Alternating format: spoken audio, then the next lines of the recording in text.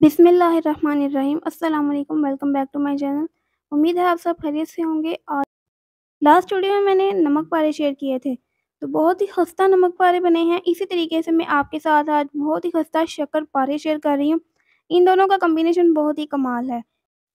इन दोनों को जब एक साथ खाया जाए तो बहुत ही अच्छा टेस्ट आता है। तो हम शुरू करते हैं। एक पाव इसके लिए मैंने मैदा ले लिया और इसको अच्छे से छान लिया है। इसमें शामिल करें half tea spoon baking powder और इसमें शामिल करेंगे आधा कप पिघला हुआ घी।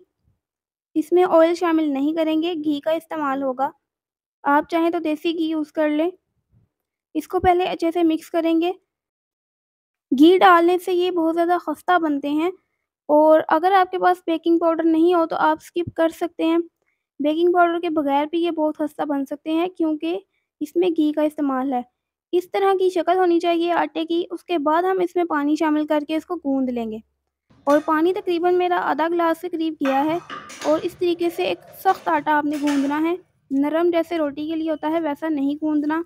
और आप इसको देख सकते हैं आटा कितना हार्ड है। इसको अब हम रेस्ट देंगे। और जब मैंने फिंगर इसके अंदर टैप किए तो ये देखें, ये मिल नहीं रहा, इसमें लचक बहुत ही कम है। आधा घंटा रेस्ट देने के बाद हम इसे एक दफ़ा मिक्स करेंगे और अब आप देख सकते हैं इसमें लचक बहुत ही कम है। हम इसको अलग करेंगे तो ये आसानी से हो जाएगा। अगर उसमें लचक होगी आटे में तो फिर जब आप इसको पकाएंगे तो ये अंदर से कच्चे रह जाएंगे। इस तरीके से आप इसके बॉल्स बना के रफली भी रख सकते हैं जैसा कि बाज़ार में अक्सर बनाते हैं। और प्रॉपर बॉल की शेप भी दे सकते हैं जैसा कि मैं आपके सामने दे रही हूँ, आपकी चॉइस है। और इसके अलावा आप इसको हल्का सा बेल कर इसके स्क्वायर पीस भी काट सकते हैं। और दूसरा आसान तरीका इसके पीस करने का, इस तरीके से लंबी सी डो बनाएं और इक्वल साइज़ के बॉल्स इस तरीके से हम बना सकते हैं। ये एक मैंने इसमें शामिल किया था। घी जो है वो हम इसे गरम करेंगे लेकिन बहुत ज़्यादा गरम नहीं करेंगे। तो एक पीस मैंने शामिल किया था चेक करने के लिए। अब घी की जो हीट है वो बैलेंस्ड है। इसको हम बहुत ही लो हीट में पकाएँगे। शुरू में ऑयल को थोड़ा-सा घी को गरम करेंगे, उसके बाद इसकी फ्लेम को हमने कम कर देना है और स्लो फ्लेम के ऊपर इसको पकाएँगे। और बहुत ही हल्के हाथों से हम इसको हैंडल करेंगे वरना ये टूट जाएँगे, ये बहुत ही खस्ता होते हैं, तो ये फ्राई करते हुए भी टूट जाते हैं। अगर हमें इसको हिलाना हो तो हम थोड़ा-सा कढ़ाई को हिलाएँगे, इसके अंदर चम्मच नहीं चलाएँगे। तो इस तरीके से हम इसको हिलाएँगे, तकरीबन 4 मिनट के बाद हम इसको चम्मच के साथ हिलाएँगे। उससे पहले अगर हमने हिलाया तो ये टूट जाएँगे। जो मैंने पहले शामिल किया हुआ था उसे मैं अब निकाल रही हूँ और बाकियों को अभी तकरीबन 4 से 5 मिनट हो चुके हैं। और अब मैं इनकी साइड चेंज कर रही हूँ थोड़ा-सा चम्मच की मदद से। आप देख सकते हैं इसमें थोड़ा-सा बेकिंग पाउडर है जिसकी वजह से ये थोड़े फूल रहे हैं और कुछ-कुछ इसमें से फूल भी रहे हैं।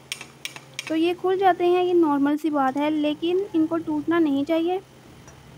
इनको बहुत ही हल्के हाथों से साइड चेंज करेंगे और फ्लेम बहुत ही लो है। अगर तेज़ आंच कर देंगे तो फिर ये नीचे से जल जाएँगे। कलर बहुत ज़्यादा डार्क हो जाएगा और टेस्ट भी कड़वा हो जाएगा। अब आप देख सकते हैं इस पे लाइट गोल्डन कलर आ गया है। हम इसे निकाल लेंगे क्योंकि मैंने इसमें कलर शामिल नहीं किया। तकरीबन 10 से 12 मिनट के लिए मैंने इसको पकाया है और इसको एक स्ट्रेनर पे निकाल लेंगे। अब इसका शीरा तैयार करेंगे जब तक वो ठंडे हो जाएँ।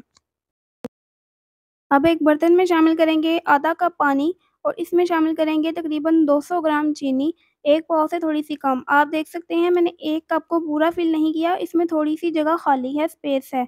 तो इतना आपने 1 कप को फ़िल करना है तो ये 200 ग्राम होगी। तो इसमें शामिल कर देंगे चीनी का हमने शीरा तैयार करना है और कलर मैंने उसमें शामिल नहीं किया था तो मैं शीरे में कलर शामिल कर रही हूँ। आप चाहें तो इसको स्किप कर लें या फिर आप कलर आटे में शामिल कर लीजिएगा।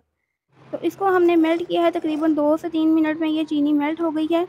इसका कोई एक तार का शीरा तैयार नहीं किया, सिर्फ़ इसमें ये थोड़ी-सी चिपचिपाहट होनी चाहिए।